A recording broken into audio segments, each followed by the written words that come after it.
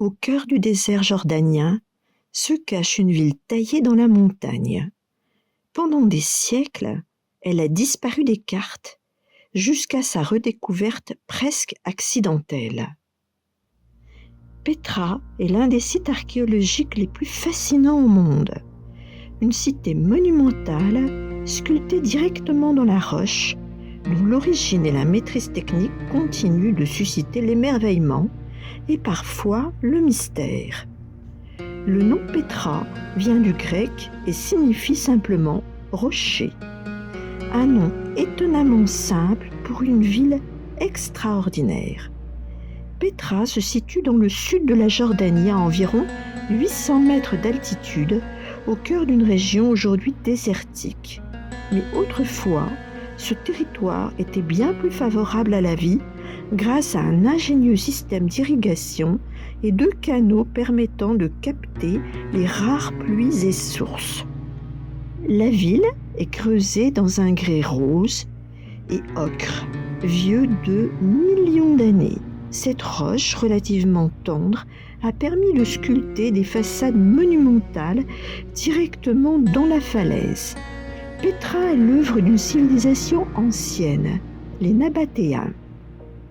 Ce peuple arabe nomade devint, vers le IVe siècle avant notre ère, un puissant royaume marchand.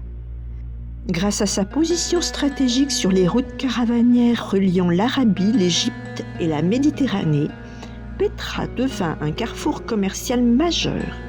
Encens, myrrhe, épices et soieries transitaient par cette cité prospère.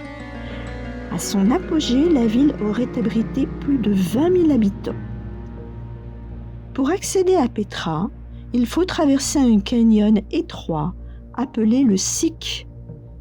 Au bout de cette gorge spectaculaire apparaît soudain une façade gigantesque, le célèbre trésor, haut d'environ 40 mètres.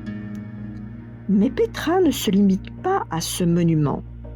La cité s'étend sur plusieurs kilomètres et comprend des temples, des tombes royales, un théâtre, des habitations et même un immense monastère. Ce monastère, appelé Ad-Dair, fut probablement construit au 1er siècle de notre ère. Avant l'arrivée de l'islam, les Nabatéens pratiquaient une religion polythéiste mêlant influences arabes et divinités locales. Plus tard, certains monuments furent réutilisés par des communautés chrétiennes. La région est sismique et plusieurs tremblements de terre importants ont frappé Petra au cours de l'histoire. Le plus destructeur eut lieu en l'an 363. Les infrastructures hydrauliques furent gravement endommagées. Avec le déplacement des routes commerciales et la domination romaine puis byzantine, la ville perdit progressivement son importance. Peu à peu, Petra fut abandonnée et tomba dans l'oubli. Pendant des siècles, Petra resta connue seulement des populations locales. En 1812, un explorateur suisse, Johann Ludwig Burckhardt, réussit à pénétrer dans la ville en se faisant passer pour un pèlerin arabe. Sa redécouverte révéla au monde une cité spectaculaire, presque intacte. Les archéologues ont mis au jour de nombreux vestiges, des systèmes hydrauliques sophistiqués, des temples, des tombeaux monumentaux, ainsi que des objets du commerce antique.